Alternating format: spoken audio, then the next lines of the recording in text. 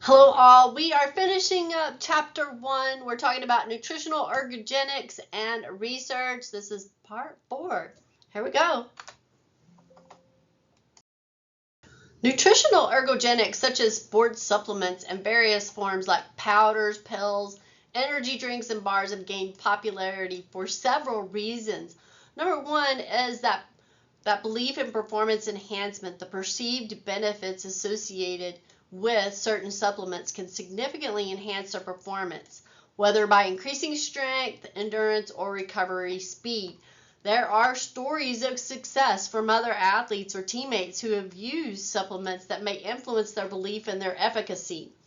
And the shrewd advertising strategies. Companies often use aggressive marketing tactics, highlighting benefits and emphasizing endorsements by well-known athletes or celebrities. And endorsements from professional athletes or teams can create that perception of credibility and reliability among consumers. There's also a lot of coach and peer influence. Coaches and trainers and fellow athletes may recommend specific supplements based on their own experiences or perceived benefits. And in some sports environments, the use of certain supplements may be normalized or even encouraged as part of training and performance routines. Many consumers believe that sports supplements are natural, safe alternative to pharmaceutical or illicit substances. And some athletes are often cautious about using substances that are legal and comply with anti-doping regulations, trusting that reputable supplements fall within these guidelines. Supplements are widely available and in stores, online, and at athletic facilities, making them easily accessible to athletes looking to enhance their training regime. Supplements come in various convenient forms, such as powders, bars, drinks that fit different preferences and nutritional needs before, during, and after exercise. Nutritional ergogenics encompass a wide range of substances supported to enhance athletic performance across different nutrient classes. Here's an overview of some categories and specific substances commonly used as ergogenic aids. Carbohydrates. There are special metabolites, including substances like glucose polymers or maltodextrin, which are used to provide sustained energy during exercise. Fatty acids. Omega-3 fatty acids are believed to support cardiovascular health and reduce inflammation, potentially aiding in endurance performance. And protein. Branched chain amino acids, or BCAAs, such as leucine, isoleucine, and valine, are thought to promote muscle protein synthesis and reduce muscle breakdown during intense exercise. There are special vitamin mixtures. Some formulations include vitamin combinations purported to support energy metabolism or immune function. And chromium, vanadium, and boron are sometimes used to support glucose metabolism or bone health. Creatine is known for its role in ATP production. Creatine is used to enhance strength and power output during short duration and high intensity activities. And L-carnitine, which is believed to aid in fat metabolism and energy production within cells. Coenzyme Q10 acts as an antioxidant and may support energy production in cells. And inosine, thought to enhance oxygen delivery to muscles and improve endurance. Octocasenol, which is derived from wheat germ, claimed to enhance endurance and improve oxygen utilization. And ginseng was something that was back in the 80s, they used it for its potential adaptogenic properties to improve endurance and reduce fatigue. The effectiveness of nutritional ergogenics varies widely, with some substances having more robust scientific research than others. Factors influencing efficacy include dosage, timing of ingestion, individual response and variability, and the specific demands of the sport or activity. Substances like creatine, caffeine, and BCAAs have extensive research backing their performance-enhancing effects in specific contexts. There is some individual variability, so response to ergogenic aids can vary significantly among individuals influenced by genetics, training status, diet, and overall health. Athletes should be aware of anti-doping regulations and potential risks associated with certain supplements, including contamination or adverse effects. And while nutritional ergogenics offer potential benefits in enhancing athletic performance, athletes should approach their use cautiously. It's essential that athletes prioritize a well-balanced diet tailored to individual needs and goals as the foundation for performance enhancement. Consult with a sports dietitian or healthcare provider can help athletes navigate the complex landscape of ergogenic aids, ensuring informed decisions that optimize both performance and health. Recommended dietary allowances, or RDAs, is a subject of debate and scrutiny within the scientific community. For the majority of well-nourished athletes, consuming essential nutrients above the RDAs through supplementation may not provide additional ergogenic benefits. RDAs are established to meet the nutritional needs of most healthy individuals, including athletes engaged in moderate to intense physical activity. Meeting these requirements through a balanced diet typically supports overall health and performance. Consumption of nutrients above the RDA levels has generally not been conclusively shown to enhance human physical or athletic performance in well-nourished individuals. While certain nutrients like vitamins and minerals play critical roles in energy metabolism, muscle function, and recovery, increasing intake beyond recommended levels does not necessarily translate into improved athletic performance. So many sports supplements available on the market are marketed with claims of enhancing performance without robust scientific evidence to support these assertions. The efficacy of supplements often relies on anecdotal reports, limited studies, or extrapolation from a non-athletic population, rather than rigorous scientific scrutiny in athletic contexts. While nutritional ergogenics encompass a wide array of substances and claims, athletes should approach supplementation with critical evaluation and caution, emphasizing a balanced diet rich in nutrient-dense foods remaining fundamental for optimizing athletic performance and overall health.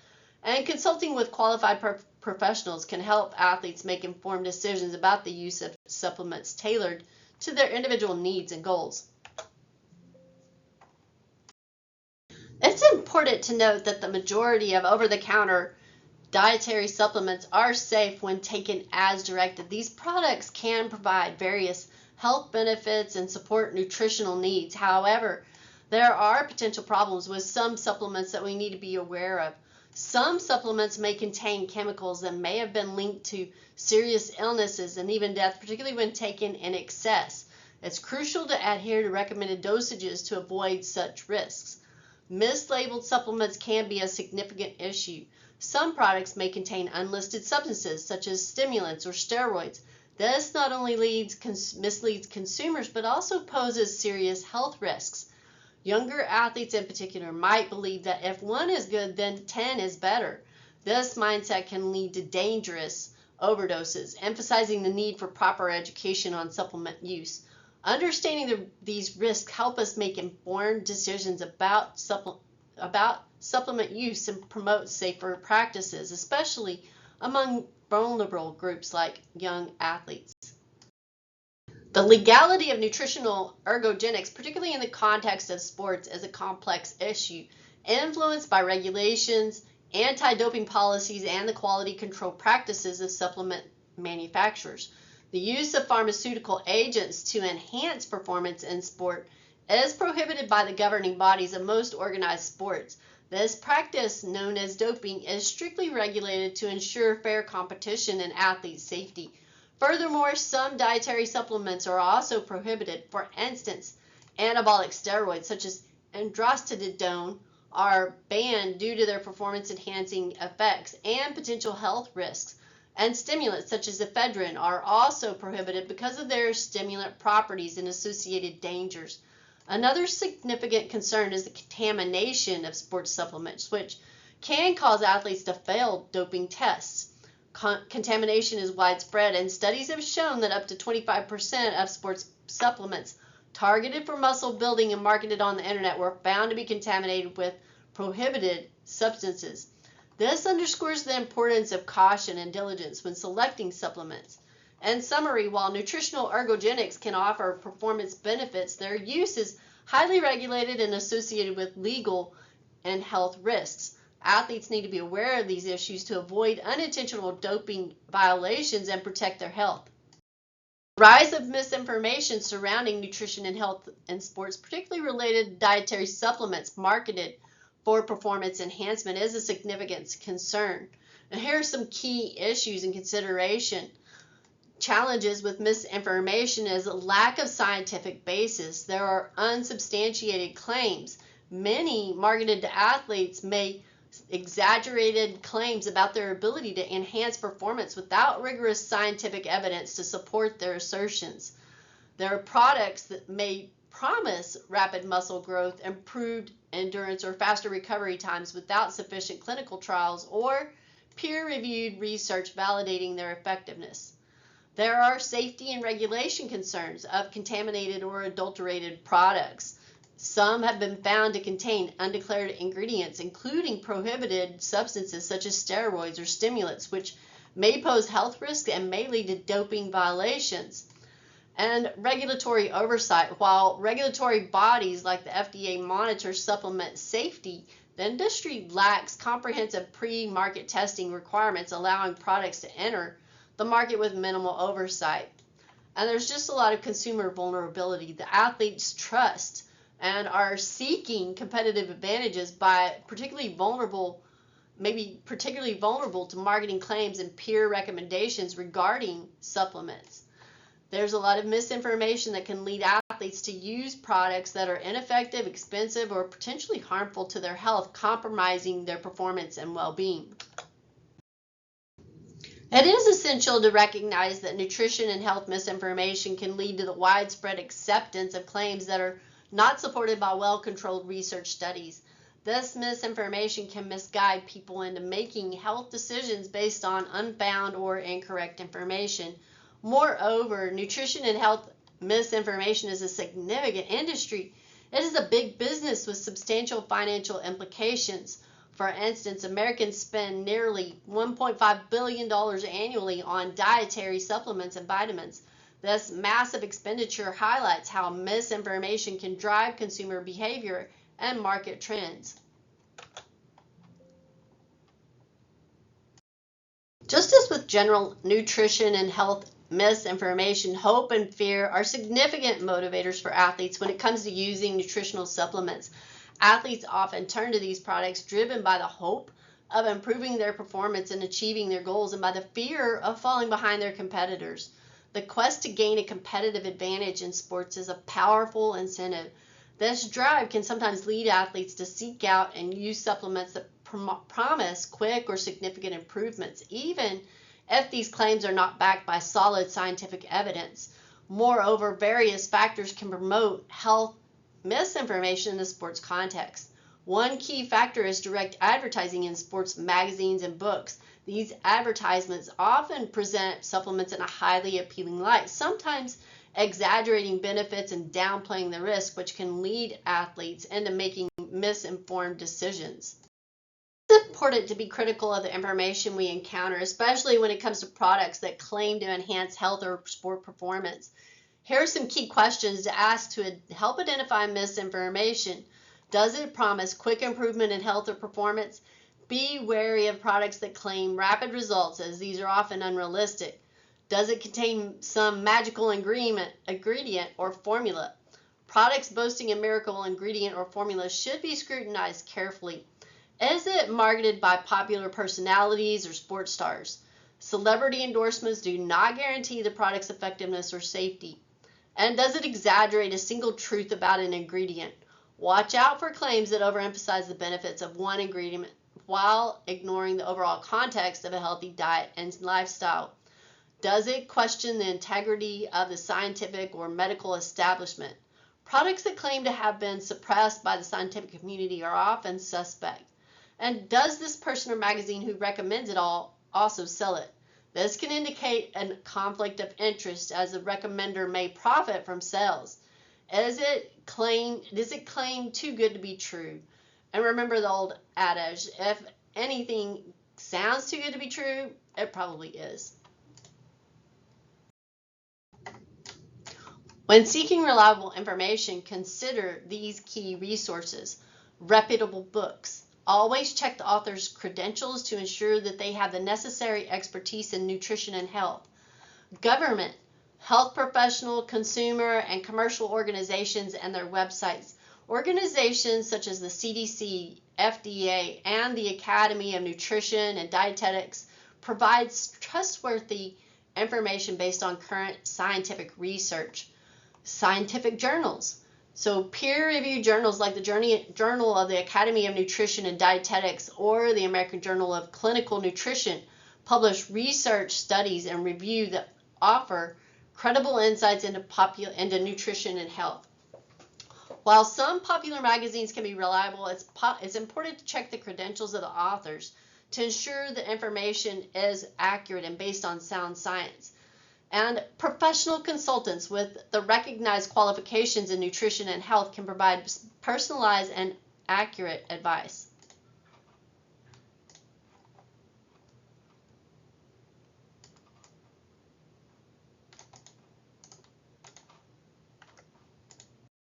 The U.S. Department of Health and Human Services has emphasized the need for caution when seeking health information online.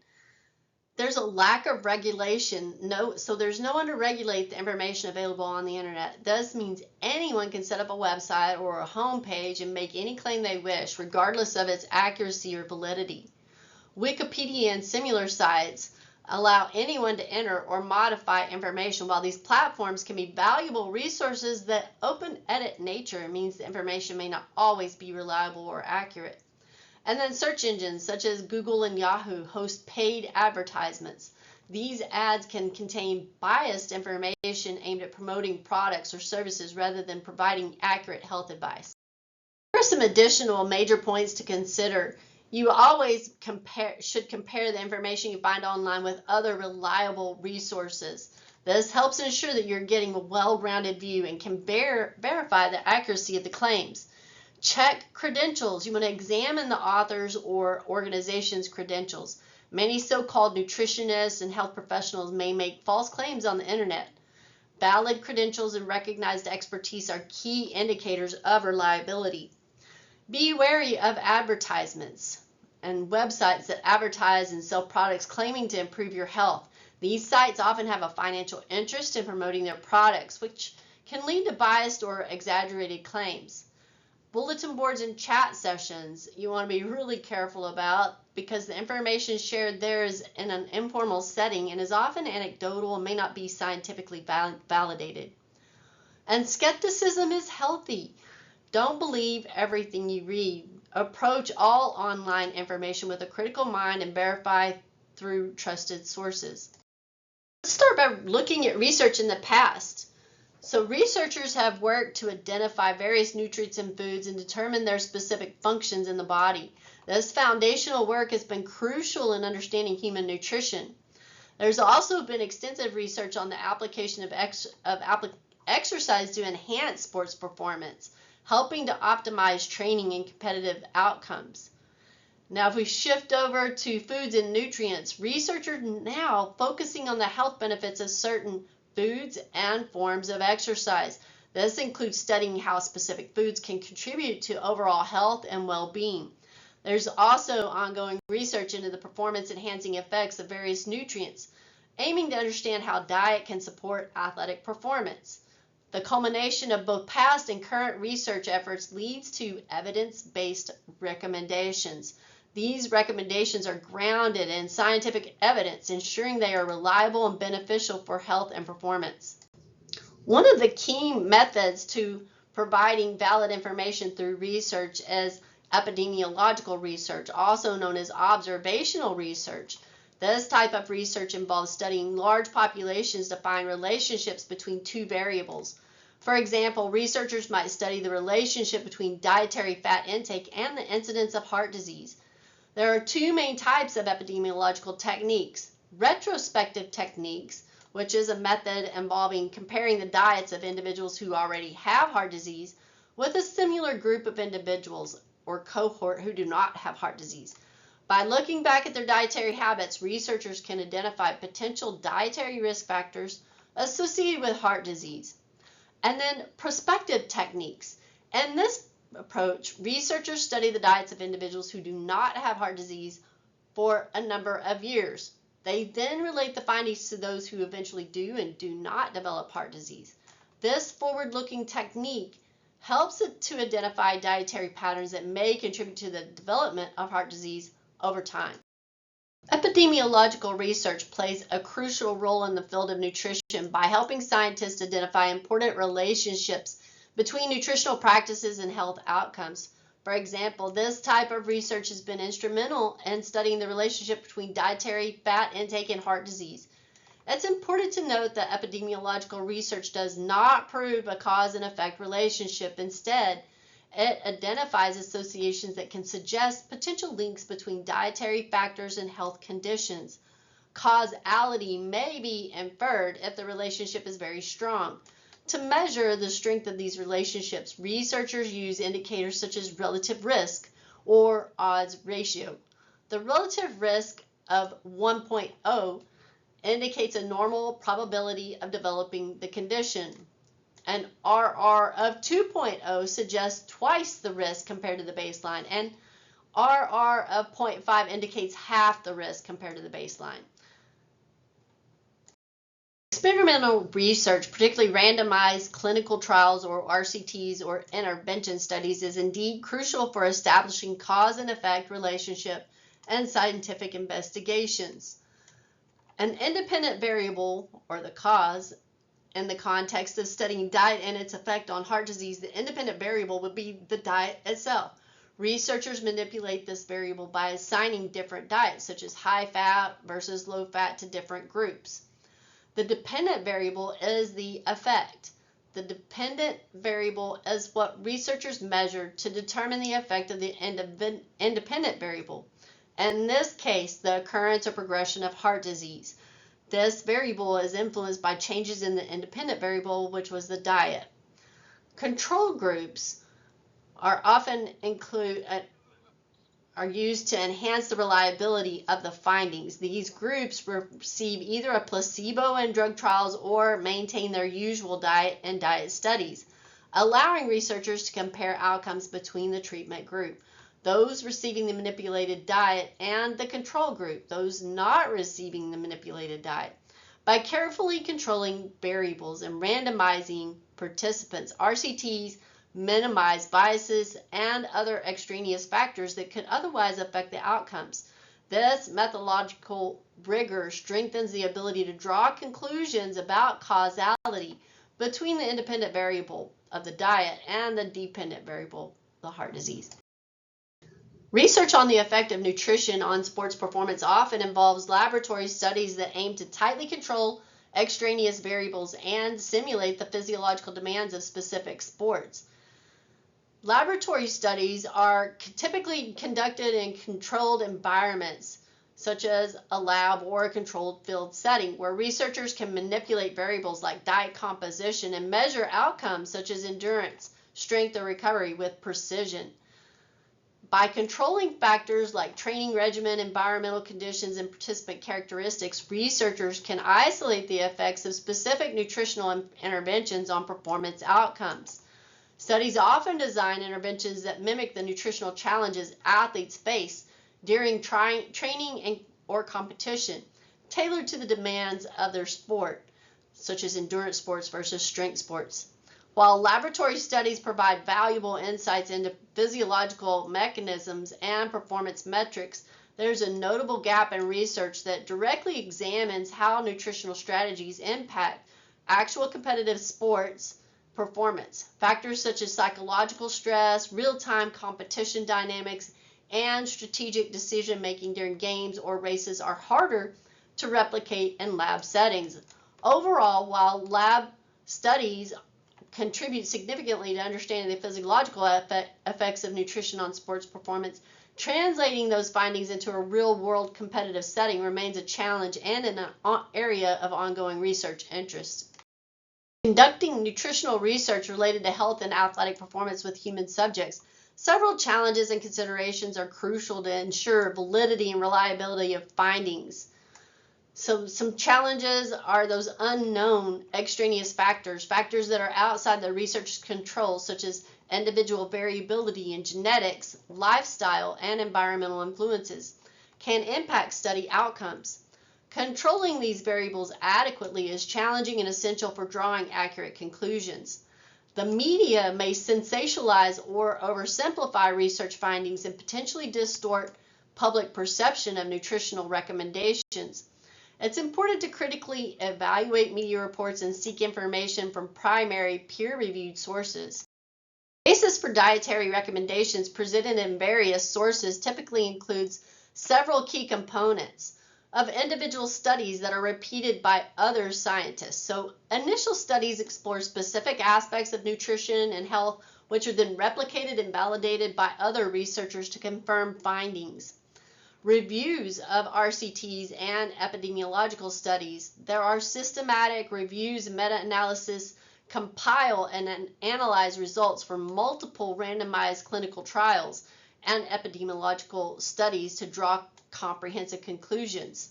Meta-analysis statistically combine data from multiple RCTs to provide a more precise estimate of the effect of dietary interventions. And then statements issued by authoritative bodies like the American College of Sports Medicine and the Academy of Nutrition and Dietetics summarize current evidence and provide recommendations based on consensus among experts. These recommendations are derived from a balanced consideration of scientific evidence, expert consensus, and practical applications in promoting health and athletic performance. By integrating findings from rigorous research methodologies and expert consensus, these sources contribute to evidence-based dietary guidelines that support optimal health and performance across various populations. The basis for dietary recommendations in many contexts include exercise and nutrition, and acknowledges that while scientific understanding may not always provide absolute proof of outcomes, recommendations are generally prudent, and they're based on the likelihood of benefit, which are recommendations formulated based on evidence suggesting that certain nutritional practices are likely to be beneficial. They also consider potential risks and aim to minimize any harm associated with dietary interventions. And recommendations are designed to be practical and feasible for individuals to implement in their daily lives. They often reflect the consensus among experts in the field, combining scientific evidence with practical experience. These principles help guide the formulation of dietary guidelines that promote health, enhance athletic performance, and support overall well-being while considering the inherent uncertainties in nutrition science. And I just want to thank you for your attention today. We will continue our conversation in Chapter 1 and Part 3. I look forward to talking with you again. Have a great day.